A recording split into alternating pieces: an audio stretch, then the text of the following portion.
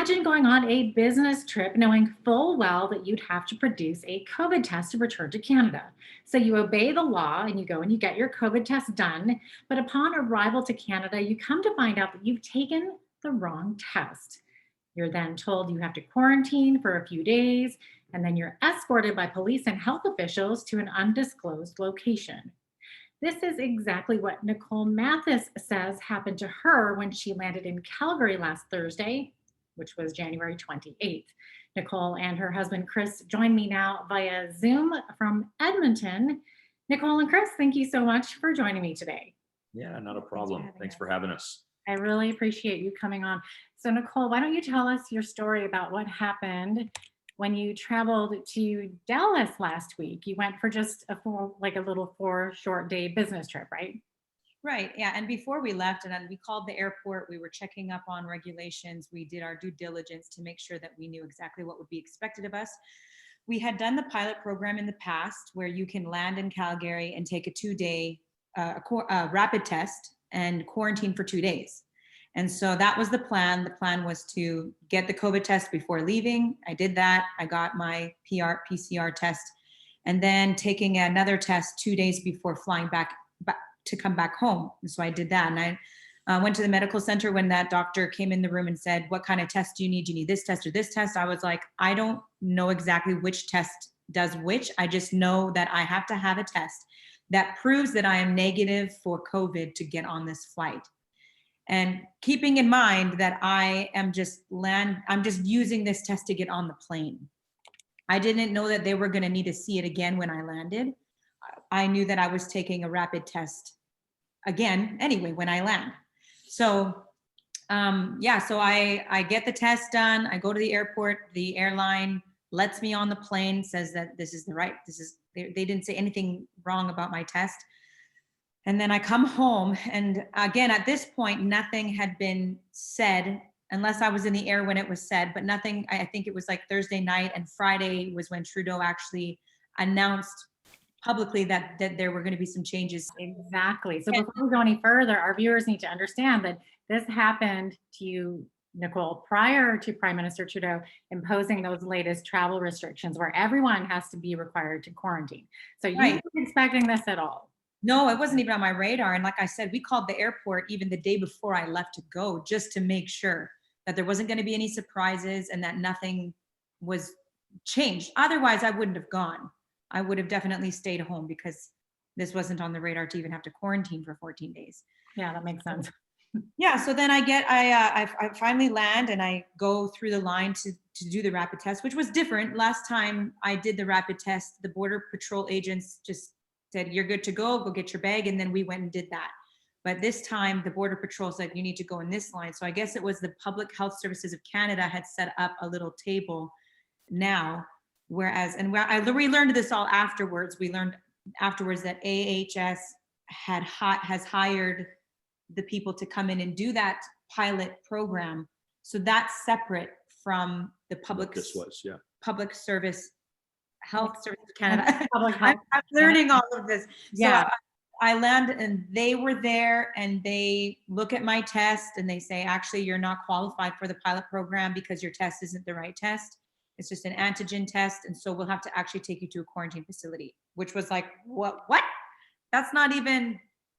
That wasn't even on the radar. That's not even in the We've never heard of that before. We've never heard of that. The only time we had heard it was like months ago, maybe a year ago, and we were all thinking that was we heard of crazy. it back in October. CBC News put out an article that said, "Don't believe the disinformation of these COVID quarantine camps." And so that was on October 20th that CBC put that out. And so we were still thinking that could never happen. Yeah. Right. And who would ever think that would happen here? Yeah.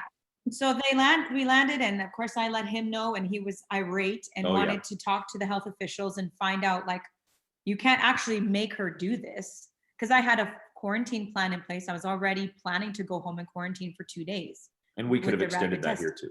Yeah.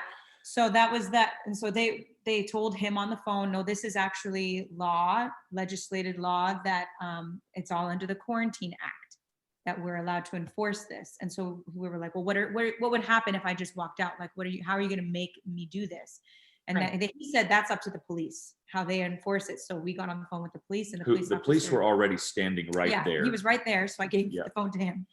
And they said it was the public health person that said under the Quarantine Act, they have the right to detain you. Yes. Yes. And then the police officer they're there on standby, according to Nikki, that he was right there. And I talked to him. There was 2 police officers there, and there was a few others just around, and as well as the border patrol. So there's a ton of legal action that could be taken against me. So I was kind of like really nervous to just walk out. So we asked him, what would you do if she just walked out? And he said, well, I'm here just to enforce what I'm told to do. And if that means I have to take her and put her in the back of my police car and escort her to the hotel, or he didn't say hotel at that point, to the facility, because that's what they're calling it. And that's one of the things that a lot of people are like, why are you calling it a quarantine facility? You're making all this up. You're exaggerating this. Yeah, those are not my words. It sounds like a jail cell. Yeah, that's what the federal government is calling this. On my discharge paper, it says discharged from a quarantine facility. They're not calling it a hotel, but they told us you're going to be going somewhere nearby and you'll have food, all these things, but they didn't say what it was and where it was. So I had no really choice but to comply and go with the police. They escorted me to the van, and the health official escorted me to the van. I didn't know necessarily who was driving me or who I'm getting in the van with, but they took me to a nearby facility that at that point I was able to read the sign, and it was a hotel close by the airport. And so, Chris, you were mentioning that when you spoke to the officer, they wouldn't give you names like you had asked. They didn't give me any information. Any question that I asked, they just deflected. I asked the location that they were going to be taking Nikki, and we can't give you that information. I asked, well, what's the address? I can't give you any information. Well, who are you? And we are here to enforce all the protocols and laws. I can't give you any more information. So everything I would ask, they would just deflect, which that's where my emotions got, really, up here, because my wife is there by herself being escorted by officials at the time. Again, we thought that it was AHS, but it wasn't. It's the federal government. It's a scary situation when you're being forced to go somewhere that you don't know where you're going. And had no expectation of this. Yeah, it was never. It would have diffused the entire situation if they would have said, this is where you're going. You're actually going to this hotel. You're going to be okay there. You're going to have everything you need. You're going to have a follow-up test. And as soon as it's negative, miles from the hotel. This is the address. You're going to be able to talk to your family. Every question we asked was just a blanket that they would try to cover up any information. So of course, when you do that, that's going to raise eyebrows and questions. Chris, how did you find out where Nikki was staying? Well, when she got into the van, she was talking with me as the officer was making her get into this van. And I told her, I said, do not turn your location services off on your phone. Make sure they stay on, because again, up until then, by then, we still didn't know. She had no clue where that van was taking her. I had no clue where that van was taking her. And so I was able to track her movement a little bit. And what I noticed on the map was it was a building that was just bordering the Calgary airport.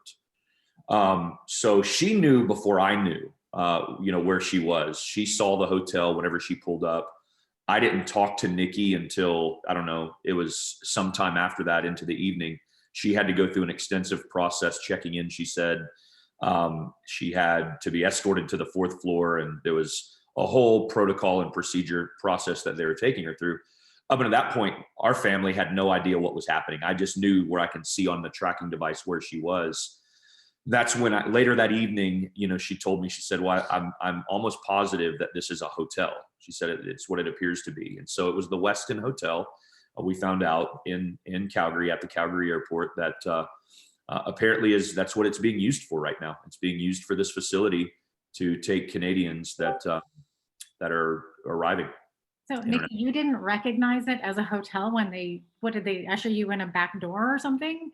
They didn't take you through the front door. They took you through a side door where they had it wrapped in white plastic everywhere. And the alarming part too is once they get there, it's not set up for just anyone to check into this place. It's wrapped with plastic on the front. They've got medical hallways made up all through. She was escorted to her room, to the 4th floor. There was a security guard in the hallway that would enforce her to stay there. And so, rights are stripped at that point, and which makes no sense that she can't just come home and quarantine. What was it like once you were there? Was it almost just like, oh, it's just a normal hotel room? Like, were they able to bring you food or anything? Or what was it like staying? You were there for 2 nights, right?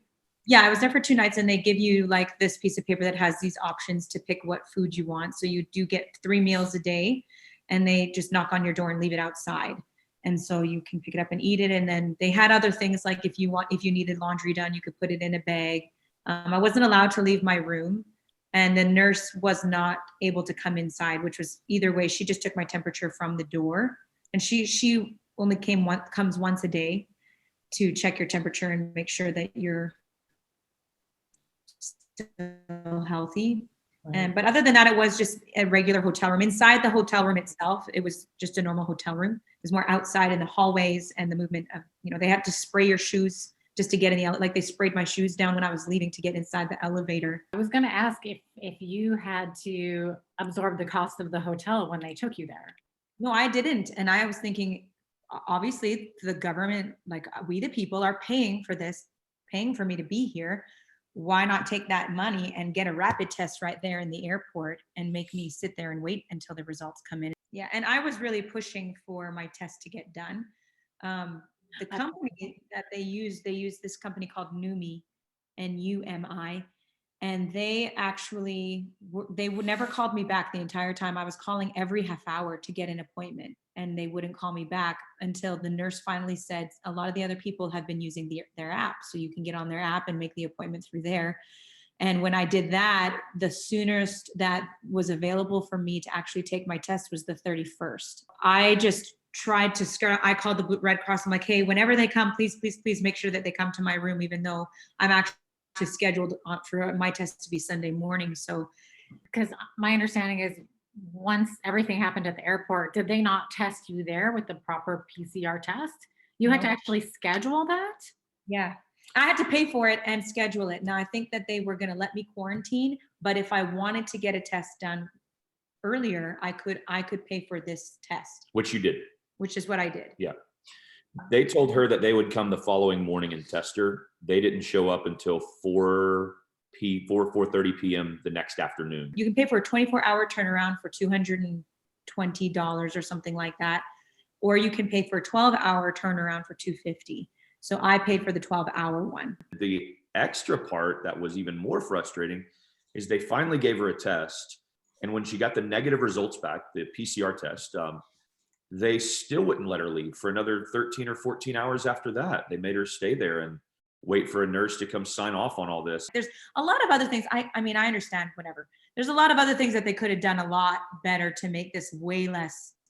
But even after all of this, there's been other cases where people have been experiencing the same type of stuff. So they're not really trying to probably make it any easier for people. Right. Do you feel like your rights have been violated? Yeah, absolutely. I feel like not being able to make the decision. I feel like if you don't have a good quarantine plan, if you live with elderly or you live with immunocompromised, something like this might be a good solution for people should they choose to do that. But for me to not even have the choice to go home in quarantine or be made to go into this facility, especially when I was doing everything that I knew I was supposed to do everything right.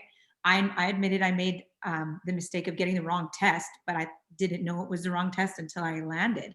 So it's not that I'm trying to go against the grain and like fight the system or anything. Yeah, we're not against quarantining. We've quarantined this is probably our 4th or 5th time we've done this. At our church that we pastor, we have all the protocols and procedures set up. We really try to work with AHS to keep people safe and healthy, but this is a violation of rights at this point. This is not just about trying to protect Canadians. This is infringing on rights, and it's definitely overreach.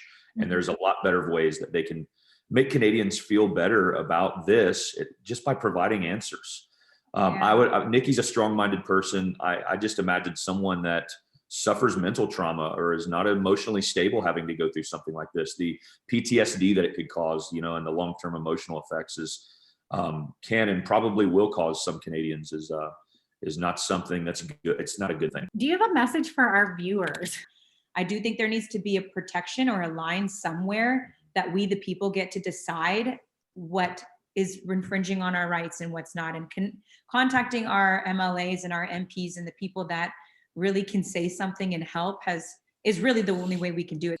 Yeah. And also, I guess, understand the differences between the different types of COVID tests, right? Yeah, that's a big one. Yeah, we didn't know. I'd never heard of the difference between the two. And I'm not saying that it's nowhere on the internet. And we've owned that part of it. Like, that was a mistake that is ultimately our fault. And I guess just to be clear, it's the antigen test that you took, and that was the wrong one. That's the one that they do not accept at there. So, I mean, honestly, American Airlines too, there were a number of things that kind of failed, I think, in this process. American Airlines shouldn't have accepted you on board, right? Had she rejected my test, I actually got to the airport early enough to where, had she rejected my test, I could have most likely gone back and gotten the right one. Yeah. But she let me on the plane and didn't see that. And I didn't even know that they were going to need it again when I landed. And to be clear, it's the PCR test, the test for the. Yeah. The antigen test is a test that the US uses and they accept.